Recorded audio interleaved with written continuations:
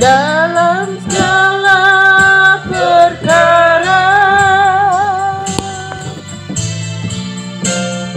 Tuhan punya rencana yang lebih besar dari semua yang terpikirkan.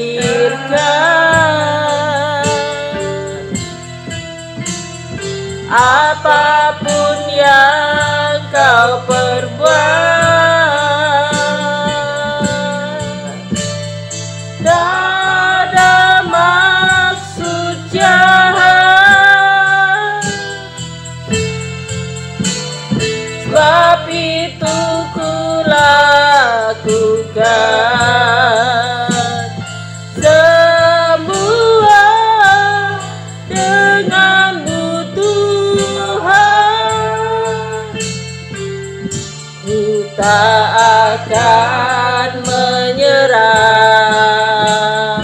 pada apapun juga, sebelum ku coba semua yang ku bisa, tetapi ku berserah kepada kehendak-Mu. Hatiku percaya Tuhan punya rencana. Haleluya, glory.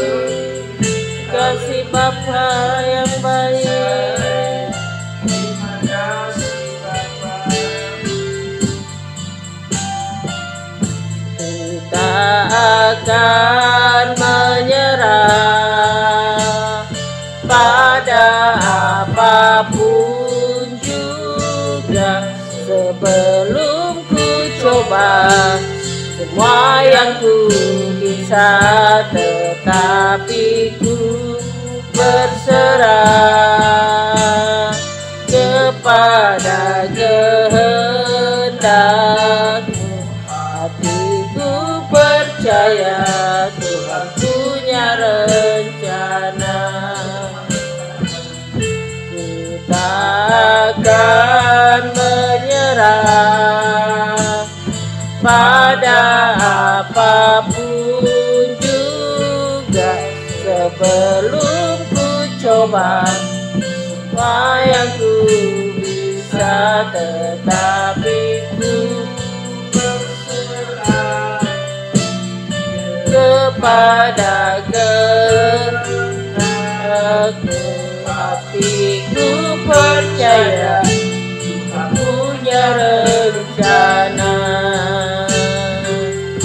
Hatiku percaya Tuhan punya rencana.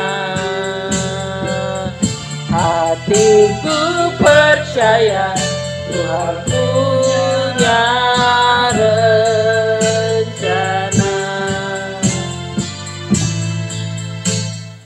Terima kasih Tuhan Yesus, pada pagi hari ini kami baca firman Tuhan. Engkau bersama kami, menolong kami, dalam nama Yesus kami berdoa, ucap syukur, amin. Shalom. Kita buka firman Tuhan. Kitab Efesus pasal 2 ayat 1 sampai 5. Perikopnya semuanya adalah kasih karunia. Kamu dahulu telah mati karena pelanggaran-pelanggaran dan dosa-dosamu. Kamu hidup dalamnya karena kamu mengikuti jalan dunia ini, karena kamu menaati penguasa kerajaan angkasa, yaitu roh yang sekarang sedang bekerja di antara orang-orang durhaka. Sebenarnya dahulu kami semua juga terhitung di antara mereka, ketika kami hidup dalam hawa nafsu daging dan menuruti kehendak daging dan pikiran kami yang jahat. Pada dasarnya kami adalah orang-orang dimurkai, sama seperti mereka yang lain. Tetapi Allah yang kaya yang rahmat, oleh karenanya kasih-Nya besar, dilimpahkannya kepada kita, telah menghidupkan kita bersama-sama dengan Kristus, sekalipun kita telah mati oleh kesalahan kita. Oleh kasih karunia kamu diselamatkan. Amin. Jadi firman Tuhan ini bicara kasih karunia Tuhan, keselamatan hanya dari Yesus Kristus. Dan firman Tuhan mengajarkan kita sebelum kita mengenal Yesus Kristus sebagai Tuhan dan Juru Selamat, kita hidup dalam hawa nafsu kedagingan. Sifatnya daging dan pikiran kita pikiran yang jahat. Tapi setelah kita mengenal Yesus Kristus sebagai Tuhan dan Juru Selamat, maka kita menjadi orang yang beruntung. Karena apa? Kita mendapat kasih karunia Tuhan. Apa yang dijanjikan Tuhan? Keselamatan kekal, kerajaan surga. Itulah kenapa sampai hari ini kita masih terus berdoa, memuji, menyembah Tuhan. Karena di dalam Yesus Kristus ada kebenaran, di dalam Yesus Kristus ada keselamatan, kasih karunia bagi siapa saja. Semua orang yang mau percaya kepada Dia tidak akan binasa. Itulah firman Tuhan pagi ini, supaya kita menjadi kuat dan kita juga melihat karena rahmat Tuhan kita bisa terus dilimpahkan dan kita dituntun dengan kuasa Roh Kudus agar kita menjadi kaya akan rahmat Tuhan. Pengertian kaya akan rahmat ini bukan hanya berbicara keuangan atau berlimpah harta, tetapi juga penuh dengan hikmat, penuh dengan kebijaksanaan yang Tuhan berikan pada kita. Di saat kita diberikan satu tugas dan kita melakukannya dengan baik, selesaikan segala sesuatu dengan baik, itu karena kasih karunia Tuhan kepada kita.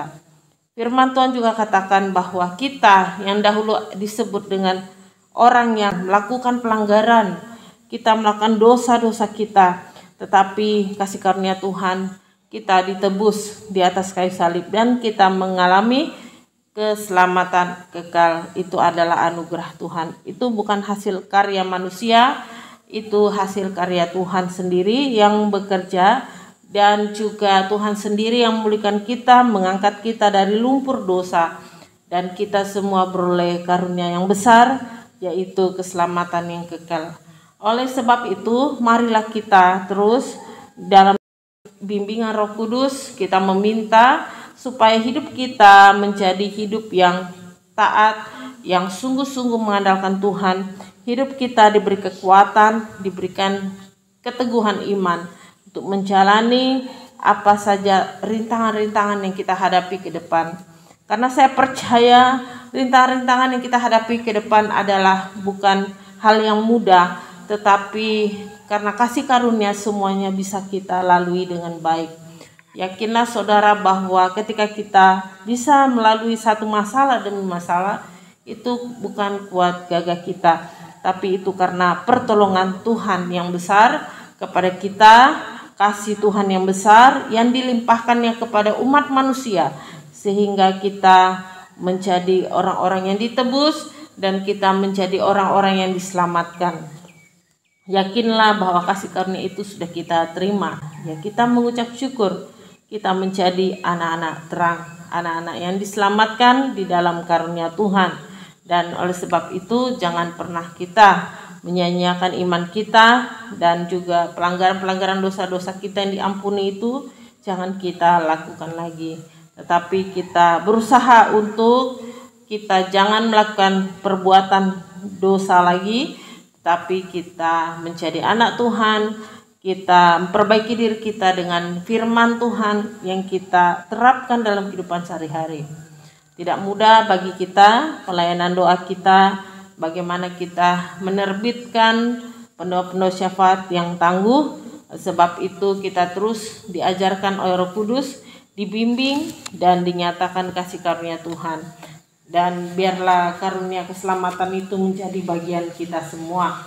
Dan saya percaya bahwa bukan satu kebetulan bahwa kita hadir hari ini untuk bersama, untuk memuji menyembah Tuhan, mendengarkan firman Tuhan, karena itu adalah sebuah kebenaran yang harus kita dengar, dan juga kita buka hati kita agar Roh Kudus bekerja luar biasa di dalam kehidupan kita, dan kita bisa melihat bahwa hidup di dalam Kristus adalah karunia yang besar, sebuah anugerah yang nyata bagi umat manusia.